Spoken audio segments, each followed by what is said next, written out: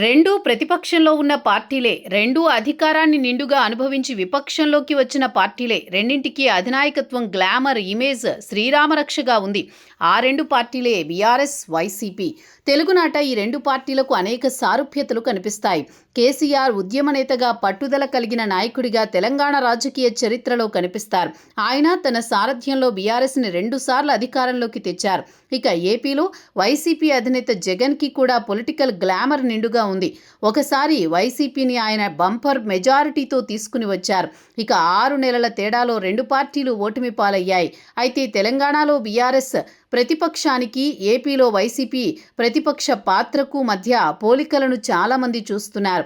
BRS అసెంబ్లీలో ప్రతిపక్ష పాత్రకు సరిపడా బలముంది. దాంతో అసెంబ్లీ జరిగినప్పుడు అక్కడ బీఆర్ఎస్ బలంగా తమ వాదన వినిపిస్తోంది.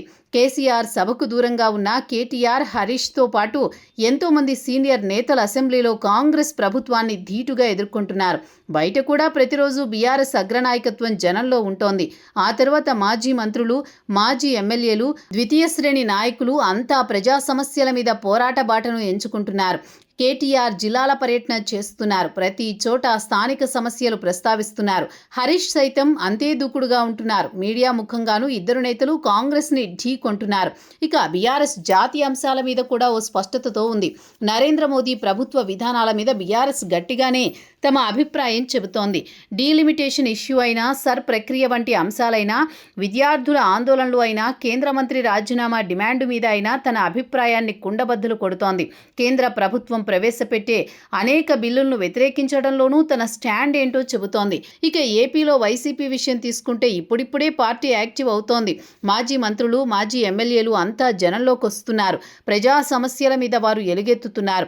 2 ఏళ్ల కూటమి పాలన మీద నిర్వహించిన నిరసనలు కూడా జనాన్ని దగ్గర చేశాయి.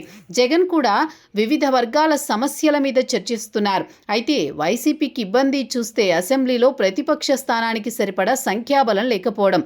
దాంతో సభకు వైసీపీ తొలి రోజు నుంచి గైర్హాజరవుతోంది. ఆ విధంగా అసెంబ్లీ వేదికగా వైసీపీ వాయిస్ వినిపించే ఛాన్స్ నా పార్టీ లేకుండా చేసుకుంది. ఇక జగన్ కూడా గతంలో మాదిరిగా జిల్లాల పర్యటనలు చేయడం లేదు. అప్పుడప్పుడు మాత్రమే బయటకు వస్తున్నారు. పార్టీలో జగన్ తర్వాత 2వ శ్రేణి నాయకత్వం లేకపోవడం కూడా వైసీపీకి సమస్యగా మారుతోందంటున్నారు.